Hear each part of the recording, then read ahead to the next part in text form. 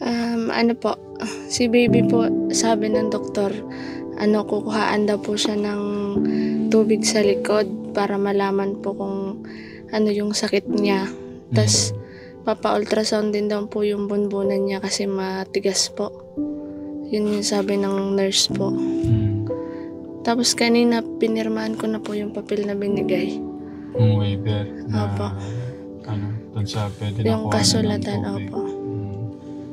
Pero kumusta yung yung aura ni baby ngayon? Medyo nakakakaba po kasi pag umiyak siya parang yung pamumula niya papunta sa pangingitim, parang ganun. Tas yung dito niya, nag-yellow na parang namumutla.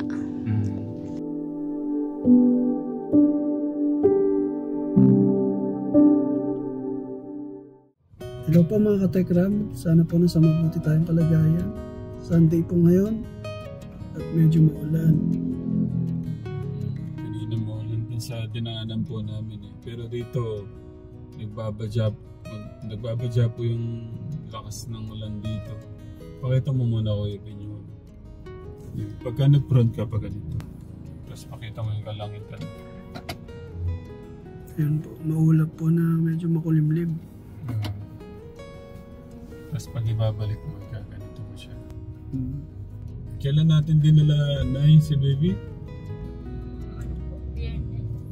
Kagabi tumawag ko sa akin si Kuya Egay. Kasi nga yung desisyon, ang hirap pati yung nanay at tatay hindi po makapag-desisyon. Tapos, sige sabi ko matulog muna tayo, hingin muna natin yung mag-pray muna tayo, hingin muna natin yung kay God, sabi ko.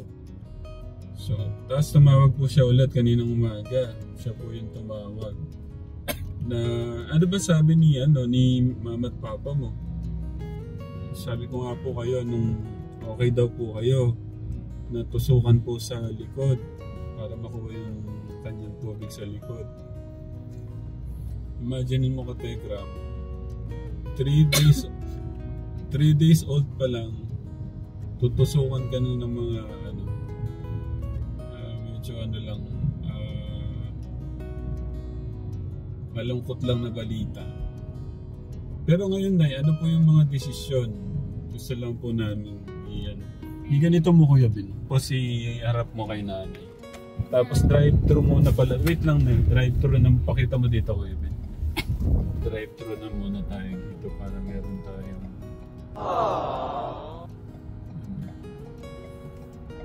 ako parang inaantok din. Hindi ko lang parang inaantok ako. Dito siguro pa. Ay hindi, doon drive-thru muna. Nakakapagtaka, paano po nakuha yung na yun? Yung sakit na yun? Meron po kasi napagsabi po sa akin kagabi, yung kapatid po kasi, ang amo po niya, nurse po sa Manila. Ngayon po, ay nagtanong po siya kung okay daw ba sa bata, ganun. Sabi niya yung nurse po na yun, hindi naman po ipapagawa doon ng doktor yun kung delikado. Kaya sabi niya, ba't ba kayo nagpa-hospital kung hindi niya ikasusundin ng doktor? Sabi niya kung gano'n, kaya nag-usap-usap po kami pag ganun daw po namin. Para daw po kaligtasan ng baby. Ako nga din, sabi ko, hindi naman, ipag-pray na lang natin yung gagawa, yung doktor. Kasi siguro may mga case po na talagang dangerous na kaya po yun, waiver po ang tawag doon eh. Ang kamukha po kanina, natakot po si Giselle. Daw po, umiyak daw po yung bata pulang-pula tapos bigla pong nangitim. Yan po yung nakita po nung doktor sa Bulacan Katekram dito sa Emmanuel. Kaya sabi niya, kailangan makonfine yung bata. Kaya nagpunta ko kami kay Dr. Rodriguez. Tapos ini-refer nga po kami dito sa PJG. Dahil doon nga daw po niya ini-refer yung mga bata pong bagong silang na may mga ganong sign ng sakit na. Pero yung findings Malalaman nun natin, Nay, anong balita ba? Natanong nga po kanina kailan gagawin, baka daw po mamaya. Basta pumirma na po sila na pumapayag sila. Ayaw nga po ni Egit, baka daw pumapano daw po anak niya. Siya po anak, hindi naman makapagagawa ng doktorya kundi siya kailangan po talagang magawa. Masyadong sabi ko, basta manalig ka kay God. Tsaka sabi ko, wag ako yung magdesisyon. Baka kasi kung ano man ang dapat ikaw at saka si ate. Tapos si mama at papa mo. Kasi mas maganda kayong magdesisyon. Sabi ko, tapos tumawag na naman ulit. Parang nga po siyang siyempre talaga kung ganun, mababahala ka. Dahil baby po yun eh. Sabi po sa kanila, lakas sa loob nila. Kayo din ka magdesisyonin kasi kayo magulang. Pero kung sa akin lang, kung ano yung nagagawa ng doktor, sige gawin para mo sa baby. Sa akin kasi basta naririnig ko yung bata umiiyak, mabigat sa dibdib ko eh. Parang ba? Tapos yung ganyan pa may alam mong may sakit.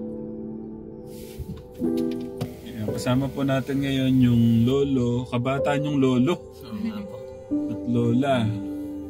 Kumusta po ngayon? Anong pakaramdam nyo ngayon? Iniisip ko po yung mga bata, hindi kami makatulong mag-asawa sa gabi. Laging tawag nga ng tawag, sabi namin lakasan nila yung loob nila. Tsaka yung bata alagaan nila doon ng mabuti. Nag-ano nga doon sa may yung kukuhanan niya ng tubig. Ako din na kasi napakasakit nun. Ilang araw pa lang yung bata. Wala namang magagawa. Yun ang ng doktor para raw makita yung sakit talaga ng bata kung di gaganon eh. Kami mag-asawa sabi namin, sige na nga ako para ako yung bata maano na kung ano talaga sakit. Kasi kawawa yung bata napakabata, ilang araw pa lang ng anak kung ano na yung sinasaksak. Ano po sabi sa inyo yung sinabi ni Kuya Egay? Meningitis daw po kami nga rin pinagdedesisyon mag-asawa. Sabi namin, kayong magulang kung sa amin, kung ano yung payo ng doktor. Siyempre, hindi naman masama yung payo ng doktor na yun na kasi para sa bata, solusyon niya para makita yung sakit kung bakit ganon. Pumayag nga mag-asawa. Si Ega yata ang ayaw. Pumayag na, di ba pumayag na? Pumayag na, kinausap ko na. Kinausap na po pala ng commander. Yung asawa ko, pumayag na po pala. Kailan daw mamaya. Talagang ganon, kailangan gawin para makita yung sakit ng bata. Kanina po, nakatulog daw sa hagdan. Nakita ng guard. Pag daw matigas daw ulo ni Egay na doon matulog, pauwi na lang daw po si Egay. Naalala po ng Giselle, paano daw sila? Kailangan talaga nasa labas si Egay. Paano yun? Hindi, kailangan daw talaga yung isa nasa labas. Magtiis siya, kailangan niyang magtiis yun. Oo nga po, yun nga sinasabi namin sa kanya, magtiis siya para... Sakripisyo. Oo, mga hindi ata alam ang pagka bagyan tumatawag sa amin. Yun po yung mahirap Mga bata pa kasi. Tignan yung kahalagaan ng nag-aaral yung bata. Oo nga ho. Yun nga sinabi ko sa kanila pinag-aaral ko kayo, yang ka ako ngayon. Hindi nyo ka ako masisisi, kami ng mama nyo. Yung may kailangan kang bilhin, basahin. Tapos bagyang lang hindi makapag-desisyon, hindi nila alam kung saan sila paano. Puro mama. Wala nang magagawa na, nandun na po. Nandiyan na, sabi ko, parehas na lang tayo magdasal at yung bata ng maayos. Wala sa 3 days pa lang bali, di ba? Ang 4 days po ba ngayon? 4 days po ngayon. Nagpapasalamat po kami sa inyo. Nagpapasalamat po kami sa inyo nung malaki. Nandiyan po kayo sa amin para tulungan kami. Ang kagandahan lang, Nay, Napakagaling lang talaga ng pagkaka-newborn screening. Naisipan ko ang pa-newborn screening yung bata ka, Tekram, kasi nga, tsaka linagnat. Sabi ko pa-newborn screening na rin natin. Tapos yun, nakita po nung kailangan po siyang dalhin sa talaga. Yung paghinga-hinga po niya, hirap. Kaya may doktor eh. Napansin mo nga doon sa bata, umitim yung labi eh. Hindi naman ganun nung una eh. Umitim yung labi niya, saka nangingitim na yung, nag-iiba yung balat. Naging dry. Sana lang, maagapan po. Yun po yung pinakamaganda doon. Kumari, hindi natin nadala. Or, hindi ko din po alam kung anong gagawin nyo kung nandun no sa inyo. Kasi, ang ginawa lang ho yata nung nagpunta lang kay Ate Marisa para tanong kung anong gamot. Sabi ko hindi pwede yung ganyan. Kailangan makita ng doktor yan. Bakit? Kaya din po sabi ko eh. Hindi ka po pwede mo ng gamot hanggang di nakakita ng doktor. Oo, kaya wag kayong bibili ng gamot. Umuwi na ako, sabi ko. Kaya yun ko, Tekram. Buti na lang na talaga siya, newborn screening. Tapos ang result ng newborn screening bukas. 1 week po yun, pero pagka daw tumawag ng mas maaga, ibig sabihin bukas po yung iniintay ko. Ibig sabihin may nakita po sa newborn screening. Pangatlong araw bukas na yan, no? Pag po sila tumawag ng 3 araw, problema yung baby. Pero hindi naman daw, mga 2 linggo po eh. Kami na po ang tatawag sa kanila para magtanong kung okay na po yung newborn screening.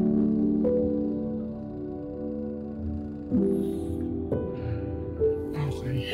Kaya Kuya Ben, bago kayo mag-baby nung dito ka kayo para dito ka. Mahirap mag-baby nang hindi kanda. Hindi pa natin alam yung mga yan. Oo. Tsaka yung gastos. Dapat talaga financially stable ka. Kahit di naman yung tamang may ipon ka na. Tapos mentally, spiritually, dapat tanda yung isip at puso mo. Yung spiritual mo, connection kay God. Dapat tanda yung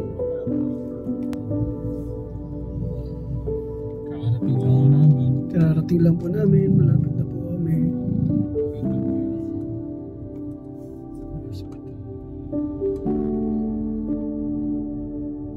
Nahirapan si Kuya Ben. Okay. Dito lang ako kami maghihintay na.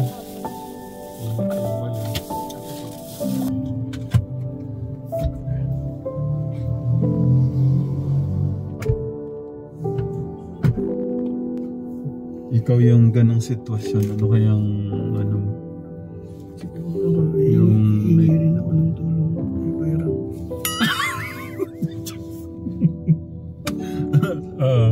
Pero ano yung nararamdaman mo para doon sa baby? Gaya niyan. Mga ilang araw na to, ganun. Yun, parang kinakabahan din po, natatakot. Pero hindi naman po, pero sana gumaling siya. Kaya niya naman. Nararamdaman kong kaya niya. Wala namang imposible sa ating Diyos. Oo. Magabayan yung mga doktor na awak sa kanya, yung mga mag-check sa kanya.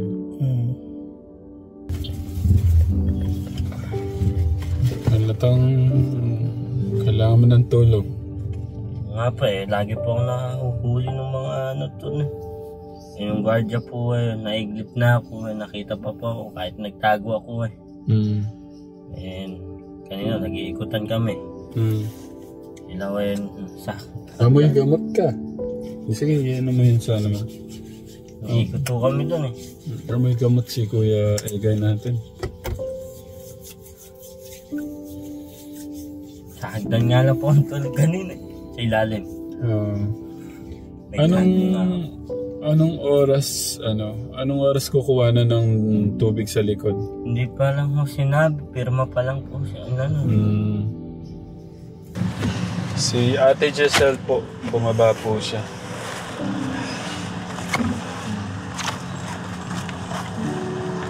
Sige, sarap mo muna ko yan. Maingay.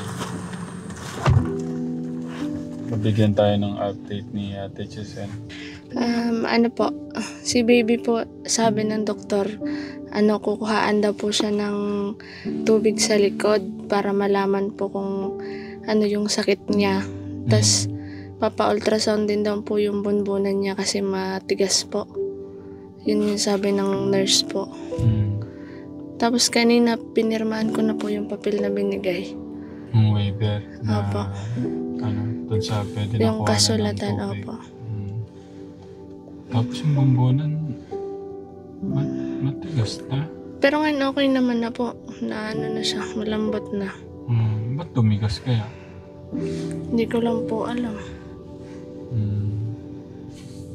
Pero, kumusta yung yung aura ni baby ngayon?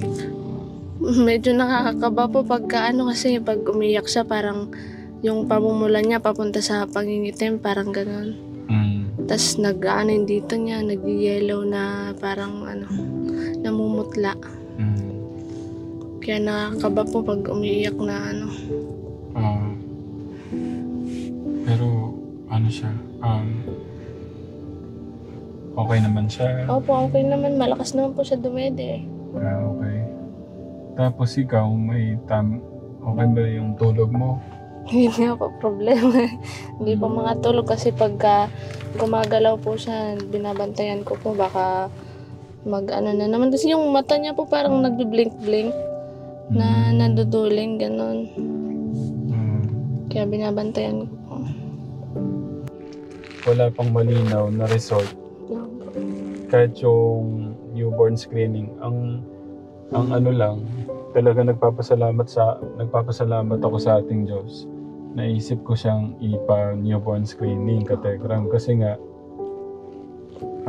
dapat dadalhin lang sa Sabi ko hindi pa pala yung newborn screening, kaya sabi ko pa newborn screening. Sa newborn screening, pag-check ni doktora dito sa Emmanuel, dali niyo sa sa pedya, parang may nakita nga na So, kasi nakita ni Dr. Rodriguez. Umiyak po siya, nakitin po yung dito niya. Nakita ni Dr. Rodriguez na hindi normal, kailangan talaga i-confine.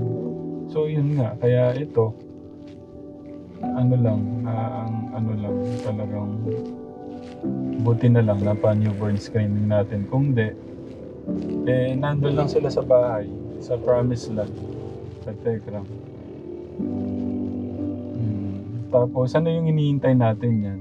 Yung na lang, pagkuha na lang po ng tubig sa likod para malaman natin. Gano'n daw katagal yan natin? Hindi ko lang po alam Okay. Pero ikaw dapat dapat talaga kung maiglip ka.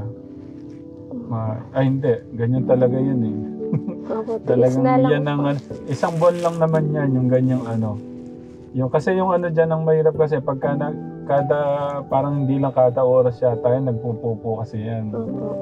Madalas kasi yung pagpupo. Meron pa yung yung diaper. Okay. Budget. Meron. Okay. Sige, magpapayatong siya kasi ultrasound. Ikaw na kung lalag. Ultrasound muna. Tutulog na. Buksan lang natin to para makainggit ka, malamig ko. Sinara namin yung pinto kasi maingay lang, Kategram. Gagawin muna naming apartment yun sa sakyan, Kategram, para makaiglip si Kuya Egay natin.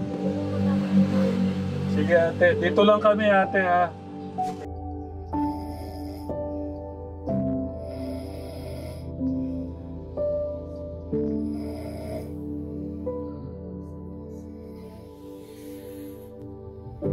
Wala po siyang tamang tulog, kaya po ganyan Kategram. Yeah. 6:35 na po Kategram. Masarap pa rin ang tulog ni Kuya Egay. Ang dami niyang puyat.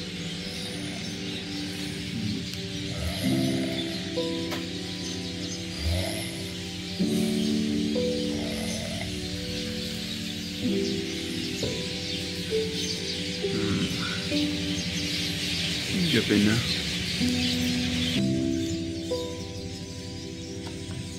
Maya na po kami uwi na.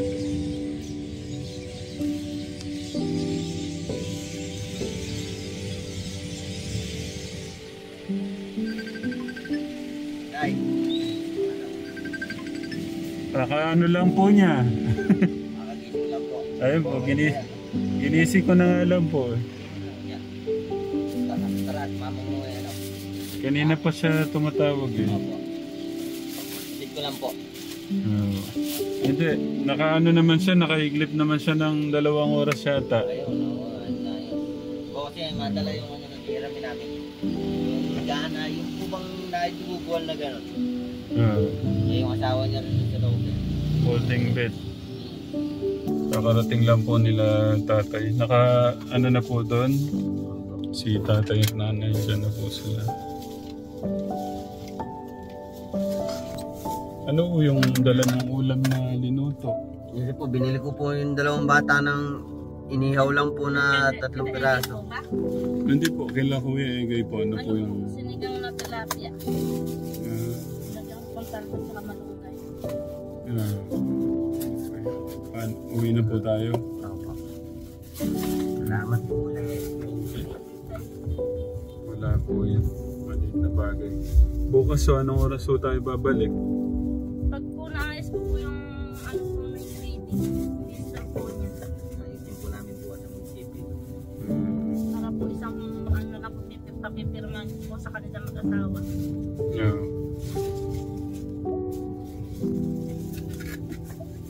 Ang ganda ng pakaramdam ni Kuya Egay niya kategra. Hanggang nung makatulog ka ng maayos, makaiglip ka ng ano.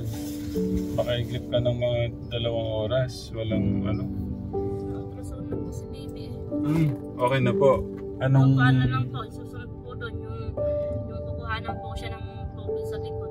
Makukuha na no kaya siya ngayon? Eh pag po na ano po ng sa ultrasound, doon po kasi makikita po yun. Bukas pa yan. Bukas pa magkakano ng resulta. Sasabihin po sa kanila. Ano naman po baby, medyo malalakas ng may ano lang po siya pagka biglang umiyak talaga yung pulos yun ng bata. Talagang medyo namumula na ano natural lang po yun. Yung paghinga po niya, yung humihingal. Medyo okay naman po. Tsaka po yung di po yung kamukha po nung pinatingnan po natin sa kay Doktora.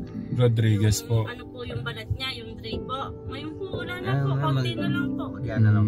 Baka po hindi po naaarawan. Pero kung malalaman po natin pag kinuhanan po ng tubig sa likod. Tsaka bukas malalaman na rin natin yung newborn screening niya. So yun lang kategram. Ano lang, thank you po sa ano. Okay. Maraming salamat po. Welcome po.